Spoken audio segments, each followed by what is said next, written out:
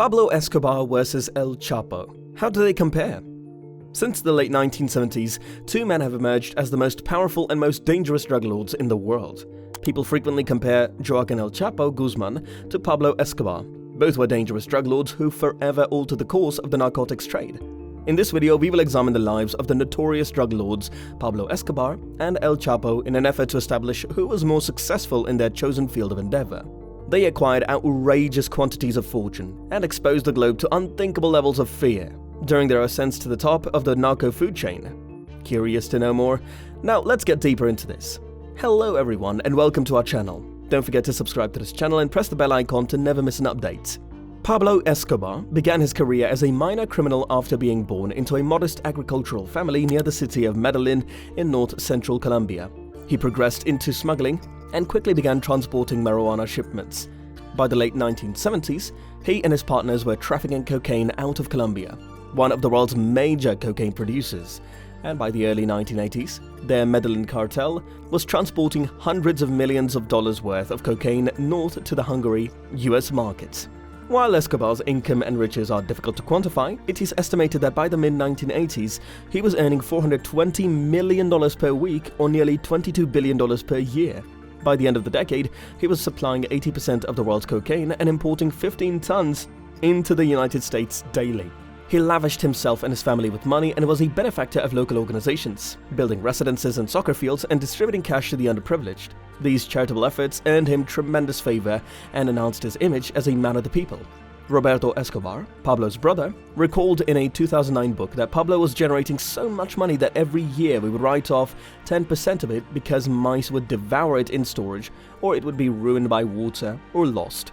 The Colombian authorities became aware of Escobar's clandestine empire and moved to shut down his operations. Conflicts between the government and drug traffickers sparked a surge of bloodshed in Colombia that lasted for years. With US backing, the Colombian government dispatched a special force to apprehend Escobar, albeit that unit was heavily beaten in its initial meeting with the cartel. By the middle of 1991, the government's campaign had driven Escobar to yield, and he struck a deal that permitted him to lock himself away in a jail he designed in the highlands near Medellin. Evidence that Escobar was conducting cartel activity from his prison forced the government to try to seize him by the middle of 1992. Instead, Escobar escaped and went on the run. During this time, he and his family moved from hideaway to hideout, never remaining longer than 2 days in the same place. Escobar once set fire to $2 million in cash to keep his family warm during the winter. He eventually broke from his family and went into hiding on his own. On December 2nd, 1993, his good fortune ran out. Colombian security personnel swarmed the Medellin residence where Escobar was living, believed to be collaborating with Los Pepes, a vigilante organization that was also chasing him. Escobar scrambled onto the rooftop when they burst through the door. It's unclear who fired the shot that killed the world's most powerful and dangerous drug lord, as with many other facts of his life.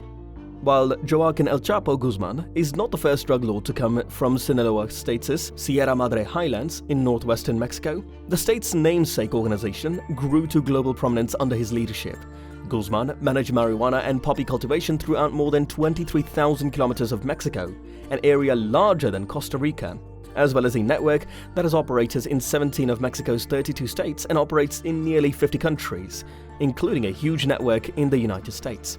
According to the Narcotic Enforcement Administration, the cartel controls 35% of the cocaine produced in Colombia, the world's largest producer of the drug, and it supplies 80% of the heroin, cocaine, marijuana, and methamphetamine flowing into the Chicago region of the United States each year. The Sinaloa cartel is also thought to have a massive international presence. In recent years, cartel activity has been documented in Australia, Hong Kong, and the Philippines. According to the United Nations Office on Drugs and Crime, Latin American organizations such as Sinaloa are attempting to expand into new markets by employing trafficking routes through Africa and Asia. El Chapo is also no stranger to law enforcement. Guzman was apprehended in Guatemala, where he had fled after a cartel firefight in Guadalajara, murdered a Catholic cardinal in 1993, not long after ascending to Sinaloa's high echelons. And imprisoned in Mexico, he remained there until 2001, when he supposedly escaped by hiding in a laundry cart. He was on the run for 13 years before he was captured in Mazatlan on the Sinaloa coast. In February 2014, He escaped spectacularly again 17 months later, this time without interfering with his managerial duties. According to one report, his cartel henchmen built a mile-long tunnel beneath the prison only to emerge beneath the incorrect section of the facility. They constructed another tunnel, undetected and undeterred. Guzman was apprehended in early January 2016 in Los Mochis, Sinaloa State, not far from where he was born. After being on the run for 6 months since his rearrest, the drama surrounding him has not subsided. His legal team filed repeated appeals against his sentence, and Guzman reportedly made overtures to US authorities about a plea bargain. His wife has complained about his treatment in jail. Concerns about another escape lingered throughout the legal struggle. Guzman was transferred from his cell at a prison in central Mexico to another facility outside of Ciudad Juarez in early May. The decision was triggered by a brief blackout at the jail where he was being held, which undoubtedly alarmed several high-level Mexican authorities who would have been embarrassed if he had escaped again. In late May, the Mexican government accepted Guzman's extradition to US courts in Texas and California, and his lawyers countered with more arguments. In mid-August, Guzman's lawyers won an appeal to have the kingpin moved back to the facility in central Mexico. He was detained and broke out. Guzman remained in prison near Ciudad Juarez, however, while the transfer order and other appeals were reviewed. Guzman is now in the United States in a high-security facility in Manhattan, awaiting the outcome of judicial procedures against him. The evidence disclosed by US prosecutors paints a picture of a complicated criminal organization responsible for trafficking enormous amounts of drugs, manipulating extensive networks of law enforcement and politicians, and unleashing deadly violence on rivals and bystanders throughout Mexico. Many of Guzman's colleagues, notably Colombian drug traffickers, are willing to testify against him, according to US authorities. Behind jail, he is likely safe, while the rest of his tribe may not be. Hundreds of armed men came to Guzman's mother's home in central Sinaloa State in June.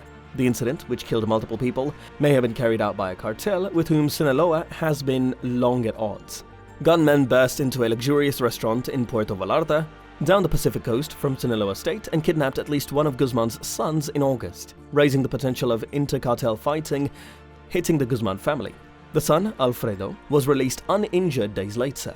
These incidents occur against the backdrop of rising violence in Mexico, fueled by the fragmentation of some of the country's criminal organizations, as well as a deepening conflict between the Sinaloa cartel and its only real rival for power in Mexico's narco underworld, the Jalisco New Generation Cartel. The CJNG is suspected of being involved in Guzman's son's kidnapping. It is also battling the Sinaloa cartel in Tijuana and Guzman's organization for control in Colina State, which is home to Mexico's largest Pacific port. Conflicts that the Sinaloa cartel is dealing with as it fights its own internal battles. For the time being, the Sinaloa cartel reigns supreme in Mexico's narco hierarchy, but the organization Guzman leaves behind will face no shortage of challenges in the years ahead, leaving former allies and foes alike wondering what, if any, information the former Sinaloa kingpin will reveal to his new captors. So what do you think about them? We would like to hear from you in the comments below. Make sure you are subscribed along with turning on the notifications. Thanks for watching, and hope to see you back in the next video.